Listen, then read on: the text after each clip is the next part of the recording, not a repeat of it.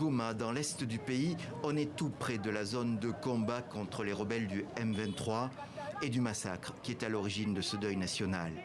L'appel lancé la veille par le président Tshisekedi est apprécié.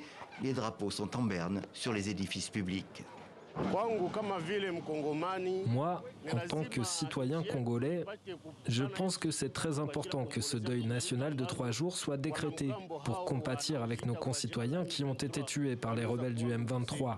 Car c'est un grand regret de voir comment nos frères ont été assassinés dans leur village par des personnes qui sont bien identifiées.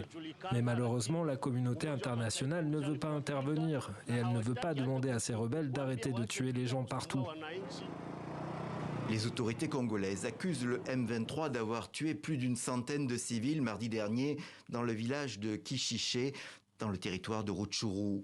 Les faits n'ont pas été établis de sources indépendantes et le M23 dément, mais la zone est bien au centre des combats entre les rebelles et les forces armées congolaises.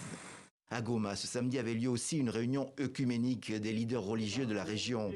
Un effort de réflexion pour contribuer à la paix qui, dans ces circonstances, a pris un relief particulier.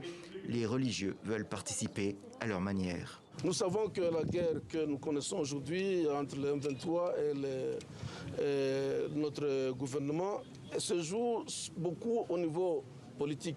Mais nous ne sommes pas à ce niveau politique, nous sommes au niveau de la transformation des personnes, transformation des cœurs, puisque sans transformer le cœur des gens, on ne pourra jamais arriver à finir cette guerre.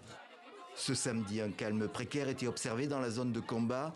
Le deuil national doit se terminer lundi avec l'organisation d'un téléthon destiné à recueillir des dons pour les victimes de violences dans l'est du pays.